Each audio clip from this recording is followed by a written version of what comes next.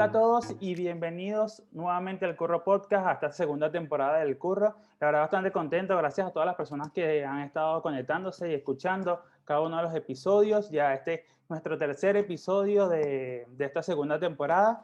Y bueno, bastante contentos. Y como es de costumbre, tenemos a una invitada, o sea, todos los invitados son especiales y hay una peculiaridad con cada uno de los invitados, que cuando uno hace la investigación y empieza a detallar para presentarlos, uno no sabe por dónde arrancar, o sea, porque tienen tantas costuras, como dicen, que uno dice, bueno, ¿cómo empiezo, no? Y voy a empezar primero por lo principal, el nombre. Estoy con Ana Clara Azcurra Mariani, ella me corregirá, me dirá, check a lo que estoy diciendo, ¿no? Licenciada en Ciencias de la Comunicación, Educación y Cultura, doctorada en Ciencias Sociales, ¿no? Conductora de podcast, conductora de radio, cursos de cine documental, de diseño indumentaria, fotografía, o sea, ¿qué no hace? Aparte también habla inglés, o sea, de todo un poco. Y le doy la bienvenida, Ana, ¿cómo estás? Hola, bueno, muchas gracias. Me hiciste acordar que estudié diseño de indumentaria, qué loco eso. Esa fue mi entrada al campo profesional y después me fui más para el lado de las ciencias sociales. La única corrección que puedo hacer a esa Sí, por presentación es que supuesto. no soy doctora todavía, sino que estoy escribiendo la tesis. Es decir, Pero estoy a pasos, doctorándome. a pasos. Exactamente. Qué Sí, bueno. sí. Pero un poquito más, un poquito menos, igual siempre es bueno aclarar, ¿no? Para que las personas sepan. ¿Cómo estás? Esa es la gran pregunta y arranco con esto. ¿Cómo estás? ¿Cómo te sientes en toda esta situación actual y todo lo que estás viviendo? Aparte también como, como comunicadora, ¿cómo ha sido este transitar? Me parece que es una de las preguntas más importantes, ¿no? En este momento, pero viste que es una pregunta común. Claro, Nosotras cuando hablamos con alguien siempre es, hola, ¿cómo estás? Y no estamos esperando que del otro lado nos contesten, pero hay como una revalorización de ese cómo estás actualmente porque sabemos que estamos en un momento que todos lo sentimos como novedoso, que lo sentimos como raro, que estamos intentando encontrar cómo sentirnos estables en la mayor parte de las personas por lo menos, claro. entonces se revaloriza el preguntar cómo estás en eso. Yo te voy a ser sincera, estoy bien, pero como a la mayor parte de las personas, la vida sigue, continúa, entonces los problemas, los afectos, los dolores, las alegrías también siguen ocurriendo, pero ocurren en un distanciamiento de quizás las familias, los amigos, distanciamiento incluso de los lugares comunes en los que transitábamos. Entonces, es más difícil. Uno Sí, está bien, pero todo es más difícil. Así que estoy un poco en esa. Estoy bien, pero qué difícil todo, digamos. exactamente. No, y ha sido un proceso, o sea, yo creo que ha sido una transición, es como, yo lo coloco como la onda del audio, por ejemplo, estamos hablando, y esa onda cuando uno graba, que va y viene, sube y baja, creo que ha sido esa constante desde marzo, particularmente que arrancó todo, que arrancó aquí, ¿no? Cabe destacar eso, que arrancó aquí nosotros como esa cuarentena o ese encierro, ¿no?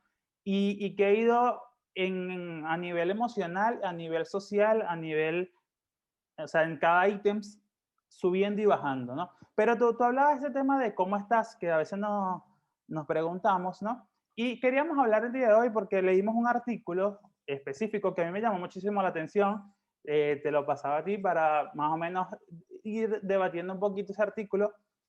Y el título me pareció interesante porque dice, año 2020, el año cero de una nueva sociedad. Y en ese año cero de una nueva sociedad surgen preguntas como, ¿quiénes somos? Partiendo de ese cómo estás. O sea, ¿cómo estás? Y viene la pregunta interna de cómo estoy yo. Y, y empieza como ese debate interno en uno mismo que mucha gente lo ha tenido que pasar y lo ha transitado. Y te pregunto, ¿realmente es el año cero de una nueva sociedad? A mí me parece que como seres humanos, como seres pensantes, como seres simbólicos que somos, precisamos todo el tiempo estar poniéndole una fecha, poniéndole un inicio, un Claro, cierre a las cosas.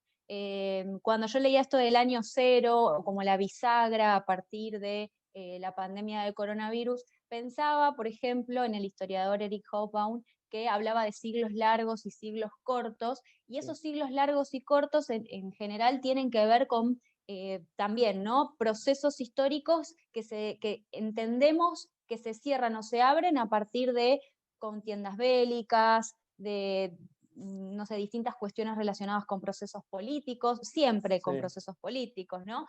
Porque incluso la administración de una pandemia es un proceso político también, de decisiones y toma de posiciones políticas.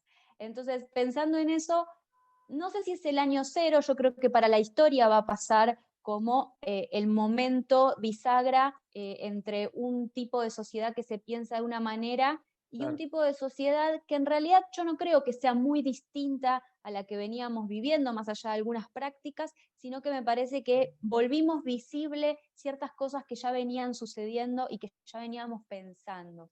Entonces, sí me parece que va a pasar a la historia como el año cero o como el año bisagra, pero no necesariamente es el momento en el que comienza algo nuevo, ¿no? Claro, pero a partir de ese corte, ¿no? De ese, como marcaba este artículo, de esa bisagra que hay, ese punto de quiebre, ¿no? Me gustaría también denominarlo. También surgen otras perspectivas de análisis y de pedidos, ¿no? Porque al decir que todo es político en algún punto, ¿no? Todos los procesos, empieza también un proceso que es de pedir, ¿no? Y de pedir desde un punto de decir, necesitamos que se tomen en cuenta ciertas cosas que por ahí antes no se tomaban y empezar a ser un poco más selectivo, o no lo vemos desde ese punto de vista.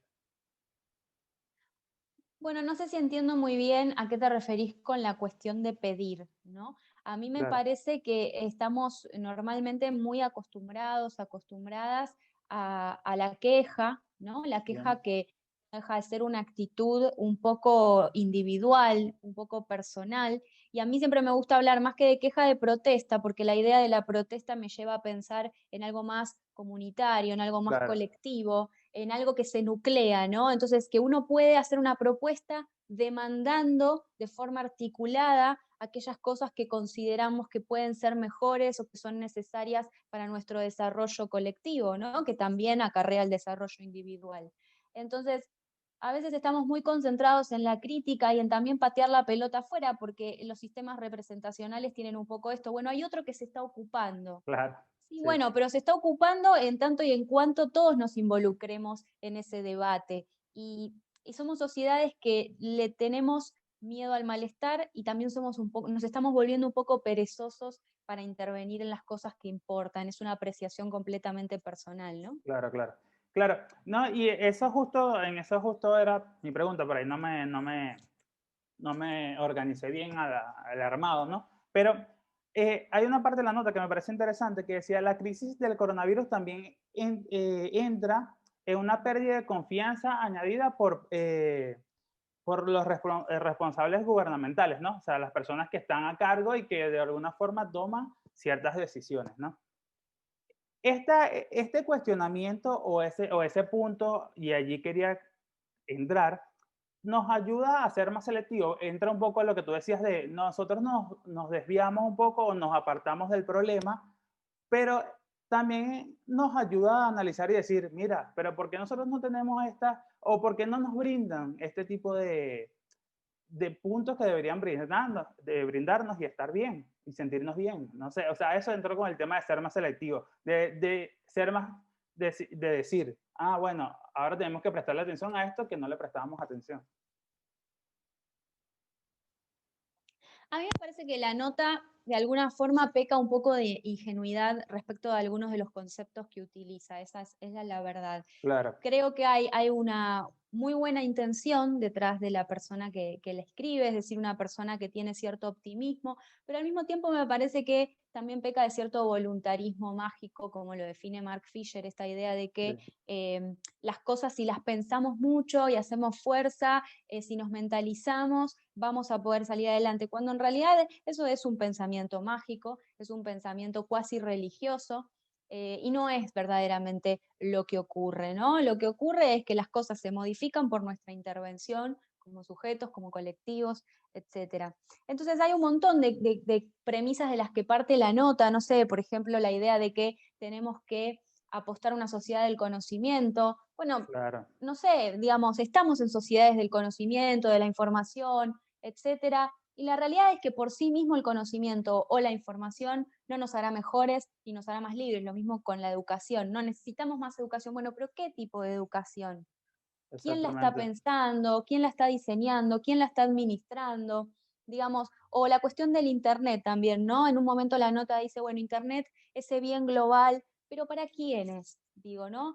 ¿Quién tiene conectividad? Sabemos, a partir justamente de esta pandemia, que la conectividad no es universal, que realmente cuesta muchísimo tener un dispositivo, tener un acceso a esa conectividad y que esa conectividad además sea de calidad. Entonces digo, hay un montón de cuestiones en este artículo que me parece que son muy maravillosas, pero está partiendo, por ejemplo, de que estamos todos y todas y todes atravesando las mismas condiciones. Y me Claro, parece que eso no es real. Digamos, en un momento habla de la universalización del teletrabajo. Esto no es así. Hay personas que, y esto quedó demostrado durante el aislamiento que fue más estricto, que tenían sí, que seguir saliendo a la calle y que tenían que seguir poniendo el cuerpo. Todos ponemos el cuerpo, pero hay una diferencia entre poder trabajar desde tu casa, más allá de el problema de los espacios continuados, de que se mezcle el momento de ocio con el momento doméstico, con el momento laboral, no sabemos, pero bueno, hay ciertas situaciones que son mejores que otras, entonces no hay una universalización del teletrabajo, hay capas sociales que están bendecidas con ciertas virtudes y ciertos derechos que sí se han ganado en la lucha, y hay otras capas que no están en ese universal. Es decir, todo establecimiento de un universal siempre, absolutamente siempre es un ejercicio del poder y es discriminatorio, porque en realidad estamos hechos de particularidades. No somos sociedades de clase, es decir, estamos enfrentadas por intereses distintos. claro. Aunque no nos guste, esto es así.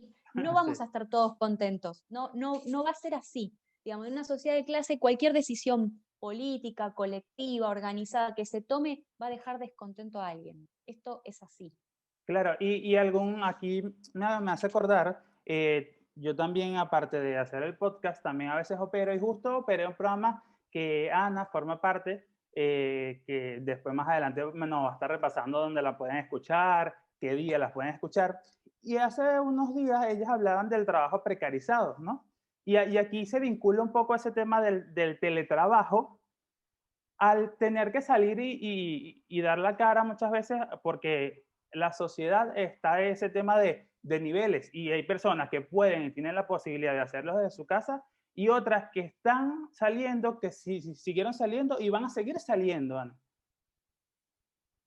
Y además hay vidas que importan y hay vidas que importan menos. Y es importante que nos hagamos cargo de eso. Claro, En ese programa que vos decís hablábamos de, bueno, qué condiciones hacen que una vida sea vivible, sea digna y además, qué es lo que hacemos con esas vidas que desechamos. Que claro, durante mucho tiempo a las 9 de la noche podíamos aplaudir a los enfermeros, a las enfermeras, a todo el cuerpo médico, pero sin embargo después el gobierno de la ciudad, por poner un ejemplo, los manda a reprimir cuando protestan por mejores salarios, digamos, personas que con su cuerpo, con sus vidas y relegando sus vidas privadas, sus deseos, sus anhelos, salen a trabajar por esos otros, salen a ponerle el cuerpo a la situación, o digamos, el caso que quizás más ha resonado es el de los deliveries, ¿no? O sea, sí, eh, el mundo sigue funcionando porque hay alguien que te lleva a la puerta de tu casa lo que te compraste, sea lo que sea. Bueno, claro, ese otro está expuesto. Entonces, las vidas que en realidad siguen haciendo que el mundo esté en movimiento, esos cuerpos que hacen que todavía la máquina, más allá de que estamos en un momento de capitalismo financiero, no es que ha desaparecido el capital industrial, el capital, digamos, obrero, por así decirlo. claro, Entonces, esas personas son las que todavía funcionan, pero no las vemos. Es decir, son completamente visibles, sí. pero no las vemos. Para lo que o sea, para la utilización, visibles para el momento del uso. Exacto.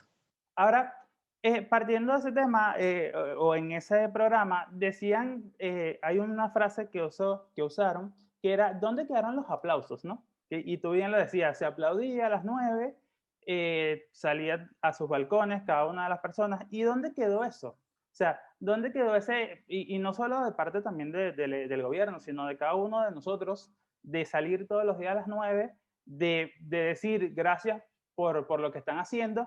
Y eso fue mermando, y hablaba ese tema, como decía al inicio, del sub y baja de emociones que lleva a que esto ya eso no pase. Y ya eso sea un plano lejano, ya eso pasó, ya estamos en otra cosa.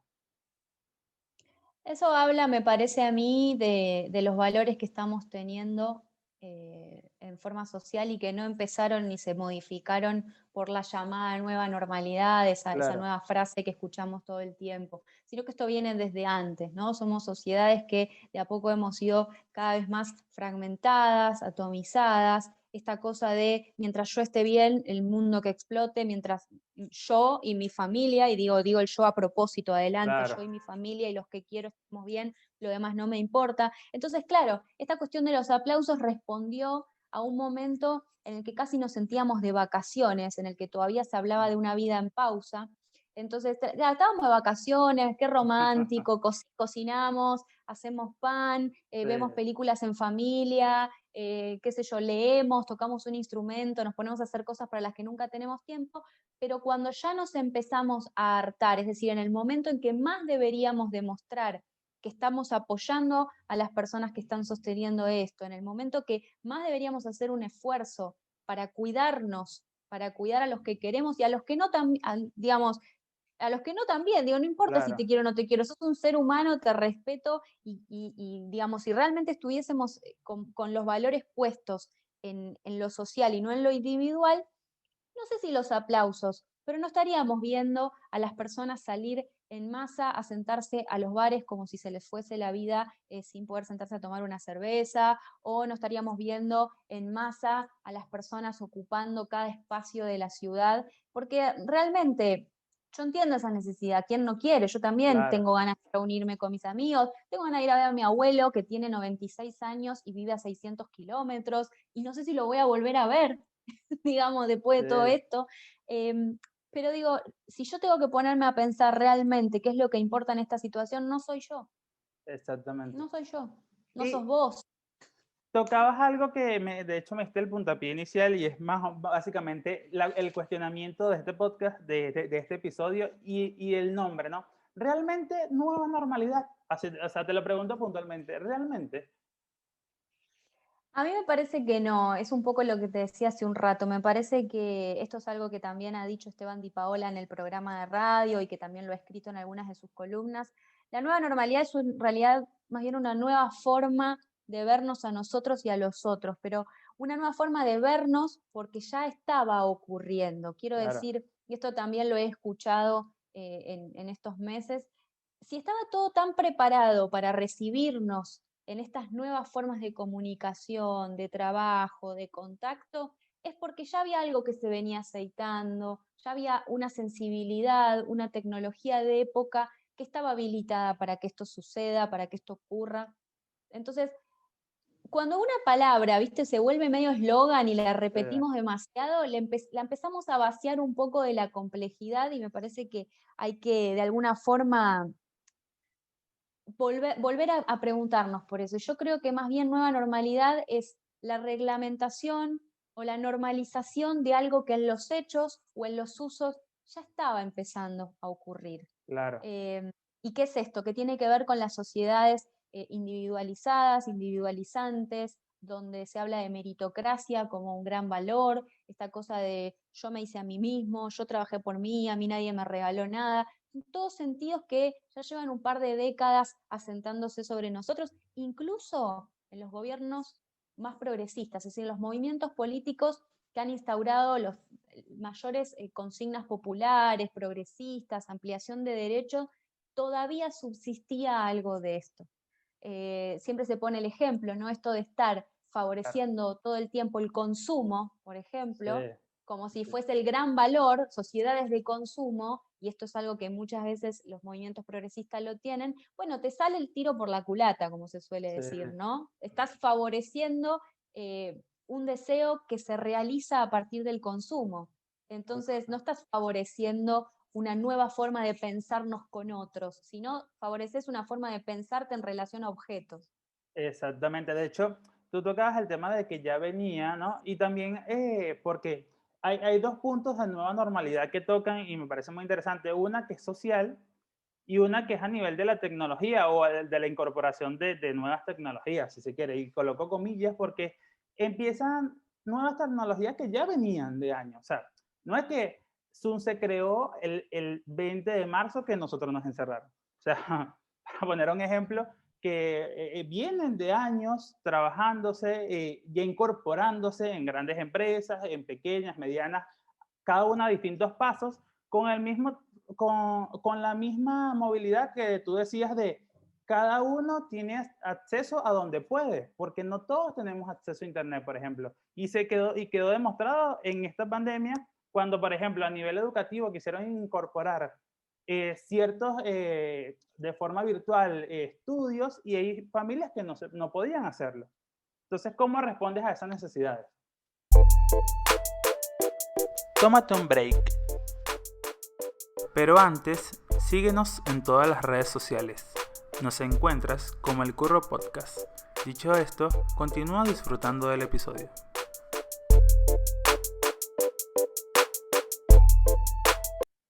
Bueno, es una pregunta que yo todavía me hago, ¿no? ¿Cómo se puede responder si no es tomando decisiones en favor de unos y no de otros?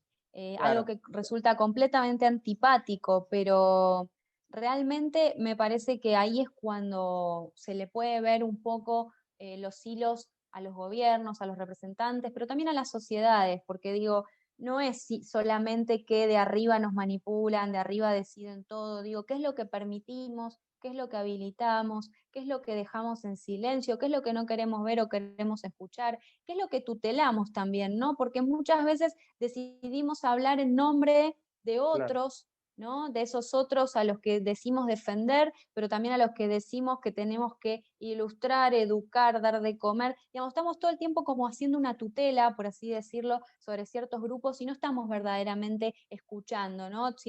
Atendiendo a qué es lo que esas personas tienen para decirnos. Eso también parte de la desigualdad, ¿no? El filósofo Jacques Rancière un poco lo decía. Si seguimos pensando que hay personas arriba y personas abajo, digamos, seguimos utilizando ciertos términos para referirnos a algunas personas, y claro, bueno, evidentemente no estamos partiendo del principio de la igualdad. Por más que estamos queriendo pensar cómo salir de la desigualdad, claro. estamos en el paradigma de la desigualdad. Y es un movimiento, en la nota también lo decía, no, bueno, tenemos que hacer una revolución por fin pacífica y civilizada. Bueno, no existe. Claro. Digamos, el pacifismo no existe porque, digamos, en una revolución hay alguien que gana y hay alguien que pierde. El que pierde siempre va a tener un resentimiento de perdedor y no va a aceptar esa derrota. Eso no ha pasado nunca en la historia, por eso hay repliegues, por eso hay momentos en los que se gana y momentos en los que se pierde, digamos, en relación a los Claro, grupos que intentan ampliación de derechos, que intentan revolucionar las estructuras, que intentan crear, como se suele decir, un mundo mejor y civilizado menos, porque quiero decir, la modernidad capitalista ha sido un supuesto movimiento civilizatorio que, como decía Walter Benjamin, cualquier documento de cultura o de civilización es un documento de barbarie, quiere decir un documento de una conquista, de un sojuzgamiento, claro. de un proceso violento, de un proceso que ha castrado culturas, que ha castrado a los otros en nombre de una razón modernizadora que supuestamente venía a traernos algo mejor, es algo que también dice la nota, bueno, es momento de que seamos sociedades racionales. Bueno, hasta donde yo sé, la modernidad trajo la racionalidad y en algunas cosas está buenísimo, Claro. porque tenemos, por ejemplo, ciencia, ¿no? Sí, Tenemos unas ciencias maravillosas, el desarrollo en un montón de áreas, pero sin embargo, no sé, nos hemos olvidado de la dimensión afectiva, del cariño, del convivir con los otros, sí, ni siquiera no de tolerarlos, sino de aceptar que eso existe, que es una realidad, que no está en nuestra contra. Entonces, exactamente. digo, hay que aceptar que algo nos va a doler para cambiar. Y ahí se vincula lo que tú decías muy bien al principio, que es, no se pide, o sea, se tiene que manifestar para poderlo conseguir. O sea, el pedir algo es prácticamente una falacia totalmente, porque llega un punto de que la gente necesita exigir y lo hace de forma de protesta, en forma de exigir saliendo a la calle, como hicieron los profesionales de la salud, como bien tú lo decías, o sea, siempre va a haber que pelear por algo. Y lamentablemente sigue siendo así y va a seguir siendo así y ahí rompe el paradigma de una nueva normalidad. Exactamente. ¿Cómo, digamos, yo soy docente en la universidad y se hicieron algunos paros, o sea, y lo que se pensaba era esto, ¿no? ¿Cómo Claro, hacer paro si no se puede salir a la calle? ¿Cómo exactamente. hacer visible una protesta, ¿no? Y ahí es donde también se puede ir en contra de ese sentido, como dice, bueno, pero que protesten, pero que no corten la circulación. ¿Qué sentido tiene si uno Claro, no hace verdaderamente, no interrumpe la circulación, no claro, interrumpe el flujo de la normalidad? Es decir, si uno no puede intervenir e interrumpir la normalidad para mostrar y poner a la vista lo que está sucediendo, no tiene ningún sentido, o sea, es una claro. caricatura. Exactamente. Pero bueno, y ya para ir cerrando el episodio de hoy, que realmente es muy interesante, las personas nos comentarán y nos dirán qué les parece, si quieren escuchar más al respecto, si quieren que charlemos un poquito más, siempre nos dejan en los comentarios. Ana, para cerrar, y cómo va a afectar esto a nivel laboral también, que yo sé que ustedes lo manejan bien y lo estaban hablando, a nivel social, pero a nivel de trabajo, ¿cómo piensas que todo esto va a continuar, va a seguir siendo igual o van a cambiar ciertos puntos? Yo creo que es muy posible que empecemos a debatir fuertemente ciertas cosas que ya están un poco en agenda, como la necesidad de un ingreso universal, es decir, que Claro, tenemos derecho a, a mejores condiciones de vida, a tener cierto piso desde el cual partir. Me parece que eso es un debate que trajo también esta situación muy interesante. Bueno, ¿qué hacemos con las personas que no pueden seguir saliendo a trabajar? Porque, bueno, hay una claro, obligatoriedad de no hacerlo. Entonces, bueno, el Estado asistiendo y que asistir también tiene que ver con los derechos, ¿no? No es solamente tener una limosna, que esto también son cosas que se han escuchado. Me parece que también estamos revalorizando el tiempo en el hogar, el tiempo que perdíamos trasladándonos a lugares muchas veces muy lejanos para trabajar. Entonces también me parece que tanto las empresas como las personas empiezan un proceso de negociación. Bueno, podemos volver a la oficina menos días, claro, menos horas. Verdaderamente yo puedo trabajar en mi casa cierta cantidad de tiempo, revalorizar el momento de distensión, de ocio. Creo que son cosas que vamos a seguir debatiendo, pero hay algo que ha quedado claro y es que no podemos utilizar nuestros objetos, nuestros espacios y nuestro dinero para trabajar, porque estamos pagando por trabajar en claro, muchos casos. Entonces, incluso digo, el CEO de Netflix lo decía, yo quiero que vuelvan a la oficina. Entonces, si un tipo que basa su trabajo en algoritmos, producción para las pantallas y demás, está diciendo la verdad, yo prefiero a los trabajadores adentro de la oficina. Y bueno, es porque hay algo que todavía de tener tiempos compartimentados, de tener horarios, de tener proyectos y de tener que trabajar en equipo que todavía funciona. Así que claro. creo que más o menos nos vamos a reacomodar, si aparece la vacuna, será de a poco que saldremos del barbijo, de la obsesión del gel, del alcohol y etcétera. Creo que algunas cosas van a cambiar, pero no va a ser tan disruptivo. Lamentablemente, yo en eso soy un poco negativa, no sé si vamos a salir mejores de esto, la Tú has verdad. trabajado en casa, te escuchaba en el programa atentamente que has estado. ¿Y te es positivo el teletrabajo? O sea, ¿te es positivo trabajar desde tu casa? ¿O realmente no? Realmente tú dices, mira, a mí en lo personal no me ha funcionado. A mí me ha funcionado para algunas cosas, no para otras. Para escribir la tesis no, por ejemplo.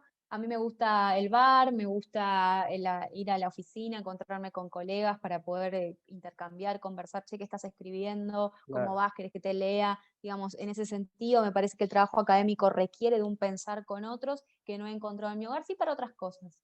Para claro. quizás leer, para poder hacer talleres, planificar clases, pero no para otras. Entonces, me parece que es muy importante tener espacios que simbólicamente nos representen. Acá estudio, acá trabajo, acá Claro, que descanso. nos haga Entonces, dividir tareas. exactamente, sí. Yo creo que eso nos hace tener más comodidad y orden mental que concentrar la actividad física, el trabajo, la comida, la limpieza, el encuentro con otros a través de la pantalla, todo en un mismo espacio, me parece que también conlleva cierto agotamiento.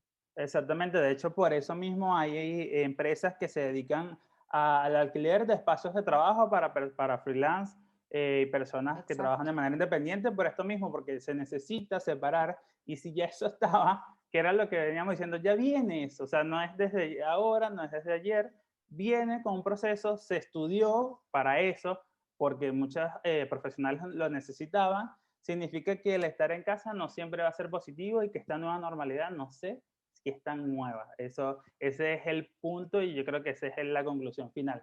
Ana, bueno, saludarte, agradecerte por el tiempo. Yo siempre digo que el tiempo es traducción de, y cada quien le agregará lo que quiera para completar la frase, pero agradecerte y dónde te pueden escuchar, dónde el programa de radio, el podcast, leer, si escribes algunas notas, dónde pueden indagar un poquito más de ti.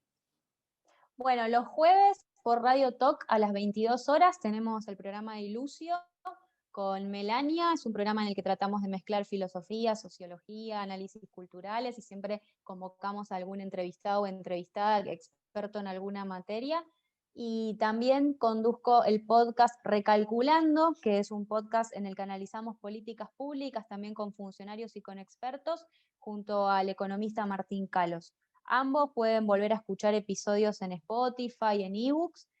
Bueno, por el momento eso, estoy escribiendo bastante poco, así que eso quedará en suspenso para el año que viene. Claro, bueno, muchísimas gracias nuevamente, gracias a todas las personas también que se conecten, que nos escuchen. Recuerda que nosotros estamos en YouTube, estamos en Spotify, en iVoox también nos pueden encontrar y ahí, bueno, nos dejan sus comentarios, qué le pareció el episodio de hoy y, bueno, escuchan los episodios anteriores, por supuesto.